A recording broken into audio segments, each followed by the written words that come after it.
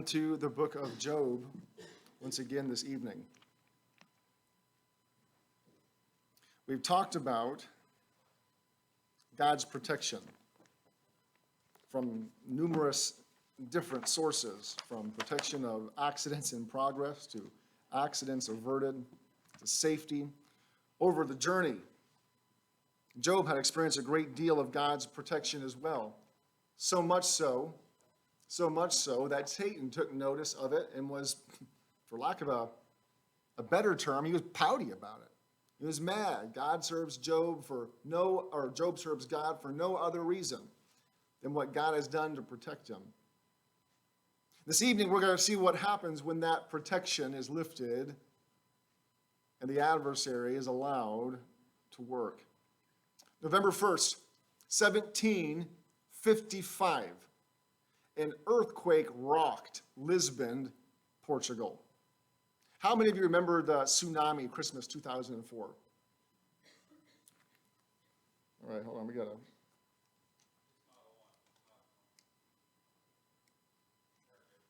Check. All right. Tsunami 2004 swept away those coastal villages from all over the other side of... Remember when they had all the major things that were hitting and there was concern across all the way over here for the effects of that tsunami? I remember watching videos of that thing hit. And our CGI generation, when we're used to watching fake tragedies play out on the big screen, to watch something that was real just had an element of horror. To see those waves, the wall of water racing in and seeing real people running. Some of them not making it to their cover. Remember the earthquake in 2011, March 2011 in Japan. And then the resulting disaster at the nuclear power plant. And all that's happened since then. Those effects are ongoing. Radiation just doesn't disappear because you stop thinking about it. These disasters may have been worse than the Lisbon earthquake in loss of life and possessions. If you combine them together, certainly both powerful recent tragedies. Mind also goes to storms like Hurricane Katrina. But neither of them reverberated throughout the world like that mighty earthquake in the mid-1700s. Ironically, that earthquake in Lisbon hit on All Saints' Day, where the churches across the city were crowded with worshipers. At the start of those first powerful tremors, many people not already in services fled into the church buildings and those powerfully built cathedrals, hoping to be spared. Yet eyewitnesses would record as they watched in terror, as the second shockwave began, that screams arose up from the city. As priests and parishioners, people sheltering all alike, began to scream and to cry and to call on to God for mercy. Yet when the earthquake stopped, nearly every single church in Lisbon had been reduced to rubble, killing thousands upon thousands sheltering within them. Fires broke out across the city. A tsunami from the earthquake would come, shattering the port, drowning hundreds trapped in the rubble. 75% of Lisbon had been utterly destroyed. Death told the tens of thousands, religious and the rebellious, the educated, the illiterate, the wealthy, the poor, all alike died in that mighty earthquake. Opinions came fast and furious from throughout Europe as to why the disaster had occurred. Some thought it was a judgment of God. Others believed a sign of even God's mercy, as Lisbon, it was argued, deserved far worse. Much in the same manner as tragedies today, everybody has an opinion, especially if they can get paid for voicing it.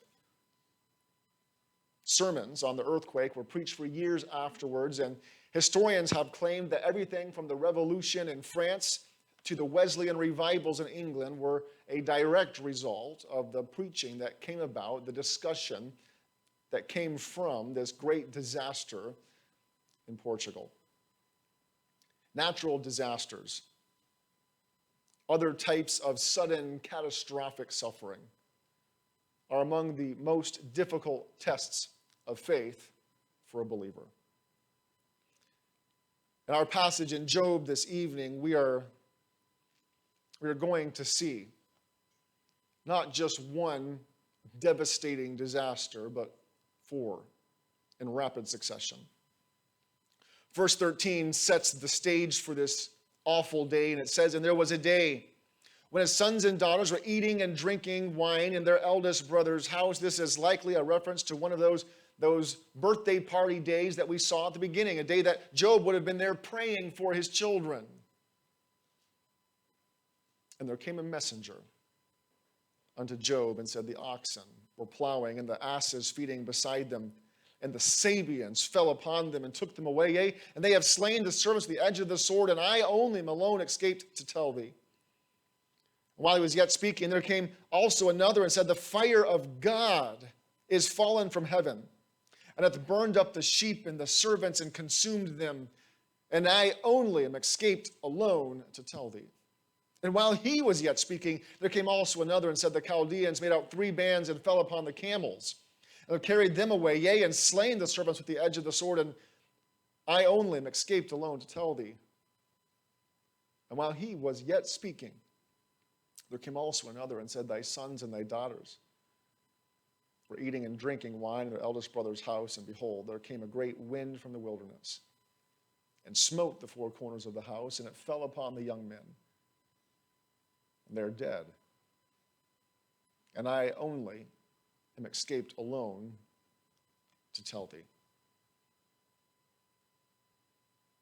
It was an incomprehensible tragedy. Any one of the events, a life-shaking, life-altering tragedy. The accumulation of all 4 of them, even spread throughout a lifetime, would have marked Job as a man that had suffered incredibly. Add to that the fact that there's a greater tragedy even than the sum total of the losses, that they all came at once. First is the brutal loss of his property. "And there came a messenger to Job," verse 14, saying, "The oxen were plowing, the asses feeding beside them, and the Sabeans fell upon them."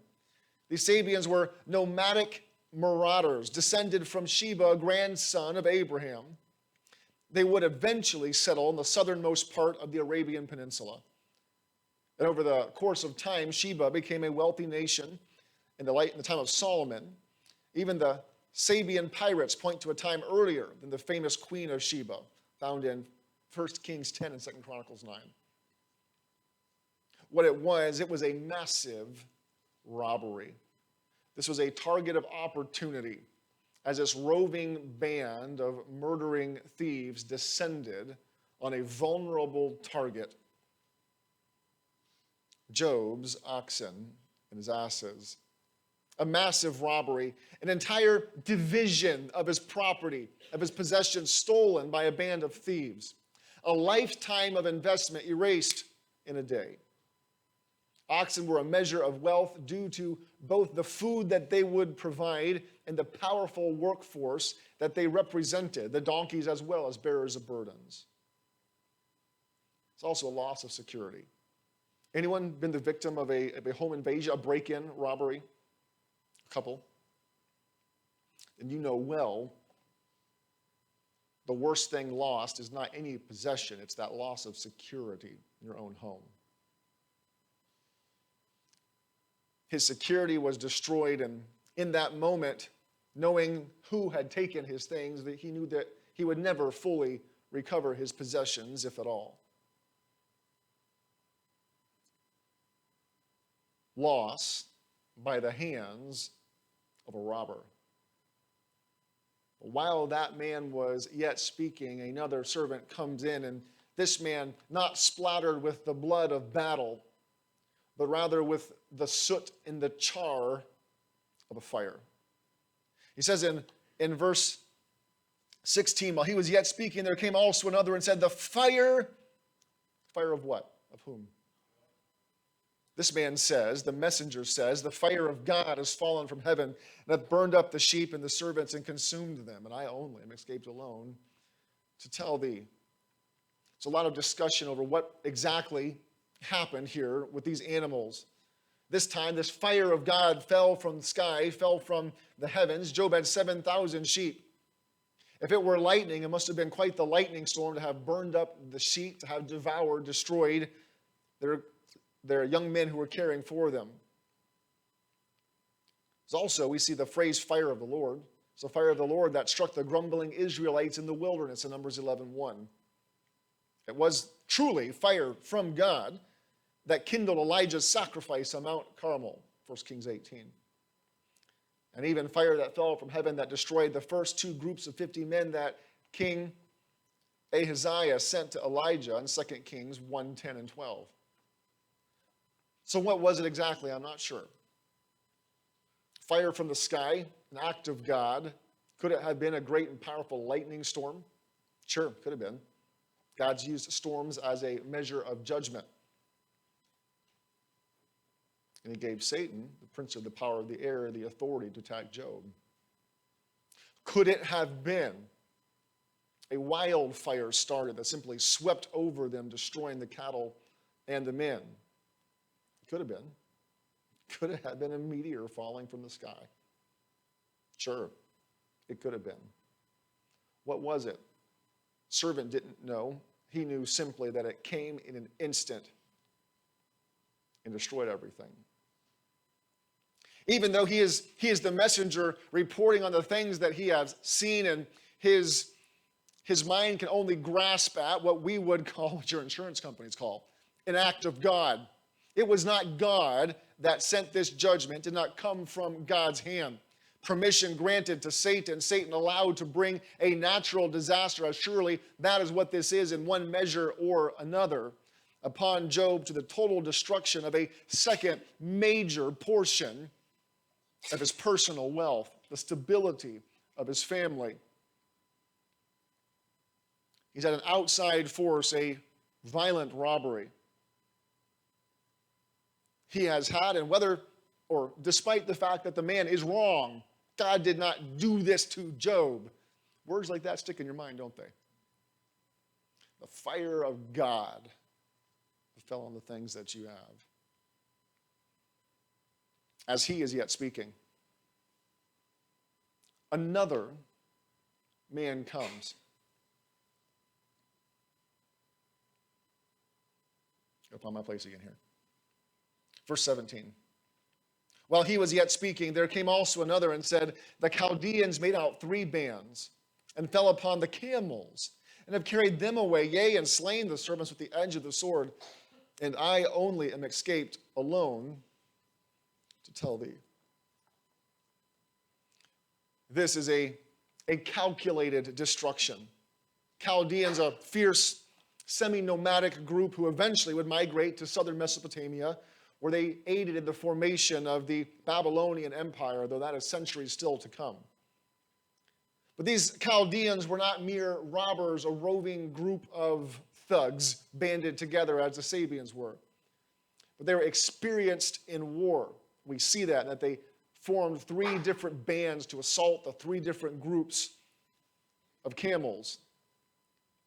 This was a military strike by an organized and powerful enemy. This wasn't a target of opportunity. The awareness of a day or two and a sudden strike, an overwhelming force. No, this was a well-planned out, calculated assault on Job, the work of an established enemies. As a total loss of what is one of Job's most valuable commodities. Camels, unlike sheep or even oxen, they represent a very slow-growing commodity. Your flock of sheep, your herds of sheep, are going to grow at a far faster rate than your camels. Camels take a lot longer to be useful than sheep. Camels represented the premier desert transportation. You're not riding a sheep anywhere. You're not going to ride a donkey across the plains of the desert. You're going to take the camel. It's what can survive the journey. It was a unique and valuable asset. And it would have been, above any and all of the others, the most well guarded and protected, yet it did not matter.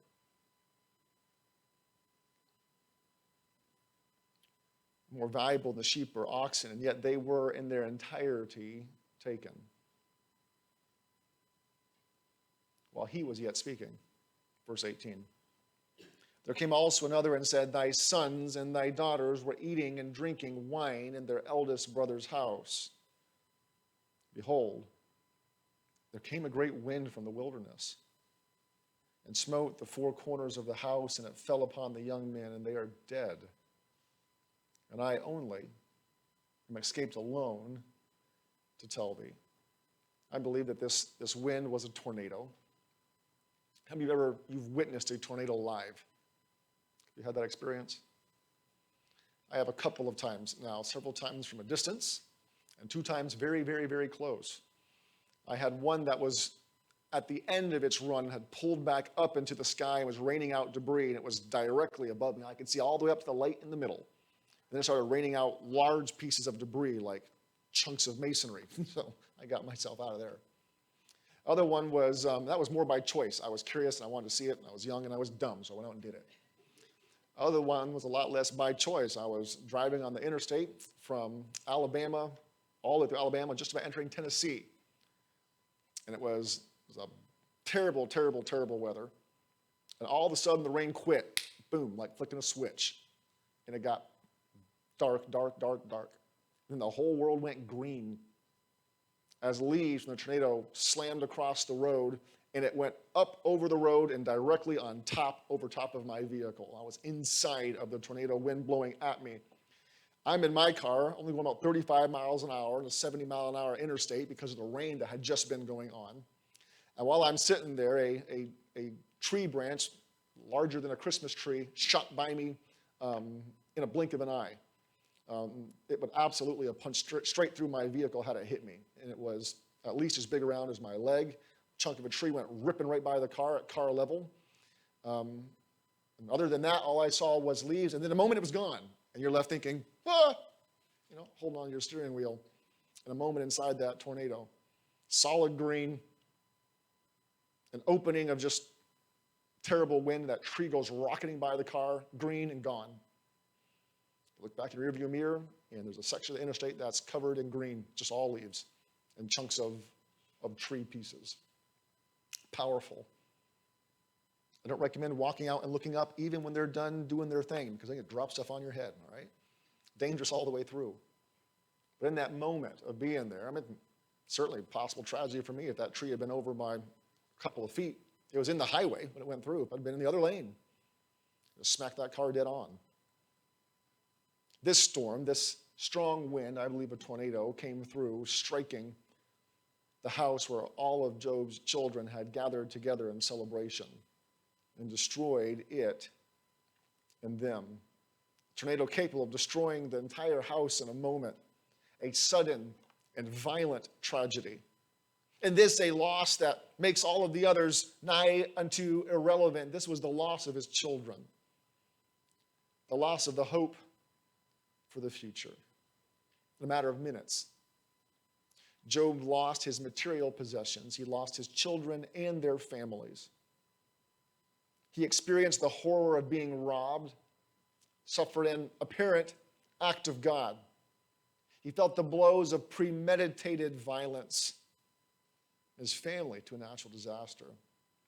In a moment, Job was laid bare before God and the world. And certainly, in that moment, Satan watched with evil anticipation as Job began to react. Verse 20. Then Job arose and rent his mantle and shaved his head and fell down upon the ground and worshipped. And said, naked came I out of my mother's womb, and naked shall I return thither. The Lord gave, the Lord hath taken away. Blessed be the name of the Lord. Grief and hope, a light in the darkest night. See, first, a powerful expression of grief. He rent his mantle and shaved his head These are the outward expressions of his deep inner sorrow, the grief, the turmoil. One, an act of the moment, in rending his garment, an act of anguish and grief, a raw expression of wounded, passionate sorrow. And God did not judge this moment of passionate grieving. Please take note of that. When you're close to somebody who has been hit and is rocked in the moment of tragedy, and their grief is raw, God did not judge Job for the moment of raw, broken grief. He then shaved his head. This is an act of public mourning. The tearing of his garment, while he would have likely worn that for some time, he would have eventually moved to different forms of clothing. But the shaving of his head was a public, a declaration of grief and loss. As Job shaved his head, he made a choice to declare to everybody his loss. Now, who Job was, his position in society, the nature of the things that just happened to him, I doubt that anybody wouldn't know what happened to Job. But in this, Job does something that is definite. It is dramatic in shaving of the head. It is temporary. The hair grows back. But Job expresses his grief both in that passion of the moment, the rending of the garment, and that serious public cultural expression of grief and shaving his head. As Job attempts to begin to process, he then makes the choice, because it doesn't happen by accident, to worship. And Job fell down upon the ground in worship. In the moment of tragedy, he made the choice to worship God. This was Job's reaction in time of tragedy only because it was his daily decision. In that moment of great pain, in that moment of great loss, we will react doing what we have been doing. When you smash your finger instead of a nail with a hammer, the words that come out of your mouth are the words that you've been using in your mind and when the buddy's not been standing next to you. In that moment of grief and loss, the reaction is to turn to God. It is only because of God's grace, one, and two, that has been your intentional, deliberate practice in all the time before then. In time of greatest strain, we fall back on those things that we know. Listen, if we know the power of prayer, that's where we turn. I don't mean know to understand intellectually. I mean to taste and see that the Lord is good. I mean to understand because of experience, to know that's where we go to get answers. If we know the strength of God's presence, that's where we'll turn in those times of tragedy. If we know that path, and it is in our heart well worn, that path to lay our burdens at the cross, to cast our care on him, for he careth for us, that is where we will go. In that moment of tragedy, Job chose to see God's faithfulness. Job did not have an answer to why it happened. In fact, chapter 2 through around chapter 39 and 40 is all about, chapter 3 through then, is all about how Job didn't know why. And his sorry excuses of friends didn't know why either. Did not understand why he was experiencing this tragedy. He only knew that God was still somehow, despite everything he had experienced, in control. Finally, we'll see Job's pure faith. In the moment of loss, he turned to God for worship, not for accusation. We see a recounting of loss here in verse 21. He said, "Naked came I out of my mother's womb, and naked shall I return thither. The Lord gave, and the Lord hath taken away. Blessed be the name of the Lord. You recognize that he started with nothing, and eventually, in the end, he's not going to take it with him. Yes, he had lost much, but nothing more than what God had chosen to give him. God's already said that this is a righteous man that fears God. Can you see it in that statement?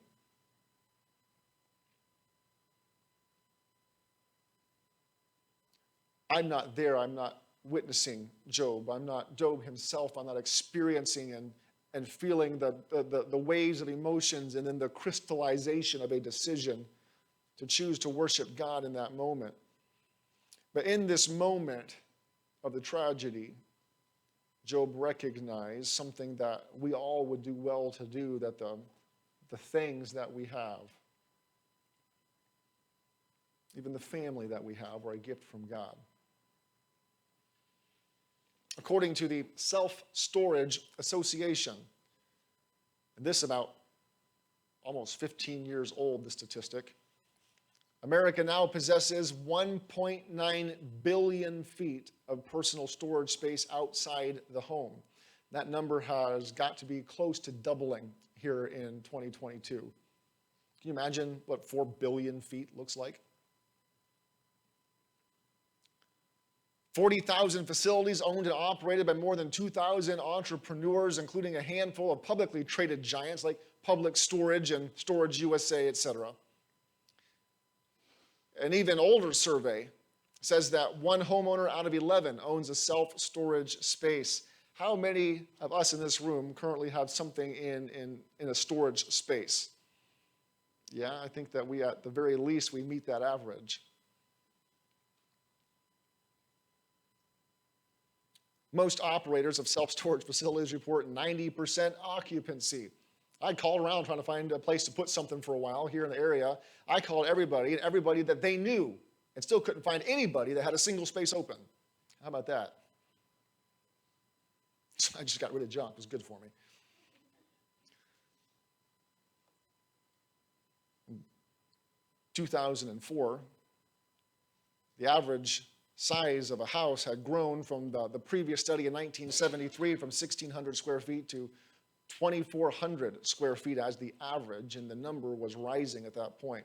Houses got bigger, average family sizes got smaller, yet we needed 2, going closer to 4 billion square feet of extra space to store our stuff. Let that stop and sink in for a moment. Job understood something. God gave the stuff, God could take away the stuff. It's one thing to have it stored and forget about it. It's another thing to have it taken from you, though, isn't it? When Job here says, naked came out of my mother's womb, and naked shall return thither, this is not fatalism. It's faith. Job affirms the fact that God owes him nothing. And everything that he has been privileged to enjoy in his life, it's nothing less than the gift of his gracious God.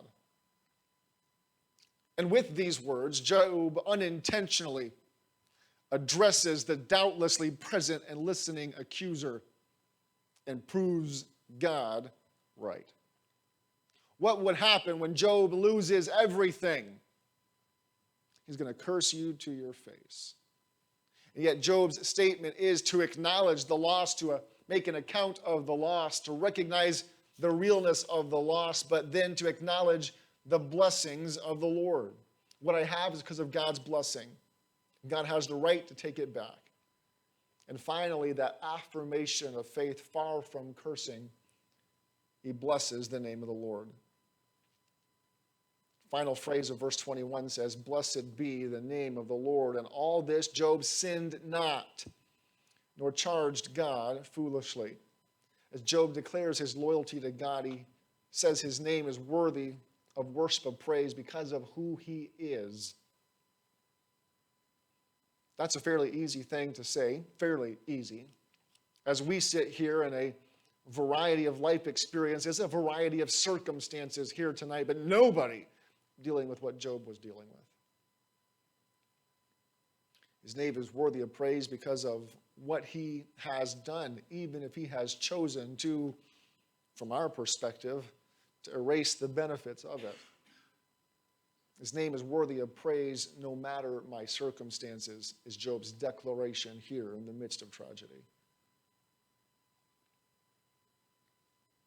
Well, I never want to have to face the kind of test that Job faced, but I hope that should I do it, I'll be able to say the same. God's worthy of praise. So in those good things, in the good times, the times of deliverance, let's be faithful to praise his name here in this room on a Sunday evening. We don't have to limit it to Sunday evening, but sure is the highlight reel. In those times when we are dealing with loss and we find those little rays of hope that God gives us in the darkest of times, let's lift those things up and praise the Lord as they are precious in his sight.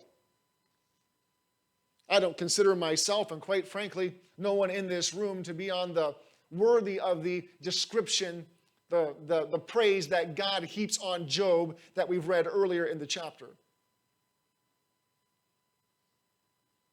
Yet I would sure love for the accuser to come and to make a complaint against God about my name and to find him eating mud afterwards, wouldn't you? Let's not give Satan a reason to say, aha, I told you she'd fail. I told you he'd break. But rather, despite the reverses that we face, the tragedies that we experience, that in them, through them, you can say, blessed be the name of the Lord. Job passed his test. God's perfect, righteous, faultless verdict is that Job did not sin against him. Listen, Job can grieve, he can mourn, he can acknowledge that God has chosen to take away those things that he had without accusing God of unrighteousness or turning his own back on God. Eldon Roberts says this: any one of these events might have caused a lesser man to lose faith, to abandon hope, or even charge God with evil. The sin that Job did not commit was to accuse God of wrongdoing. While he did indirectly acknowledge that God had sent these troubles, he did not point question at God's justice, love, wisdom, or sovereignty. As we each in our own lives have our Job moments, times of absolute trial and loss, will we take the well-worn path to the throne of God, or have we well-worn a path in a different direction? That's how we'll make it during the trial. It's the only way we make it. It's by making the trip there on a daily basis. Are we making the choice to honor God through the trials we're in right now? There are trials going on in this room. Are we honoring God with them now? Are we praising his name? Even though there's times of grief, times of frustration, times of seeking God's face for answers, for direction.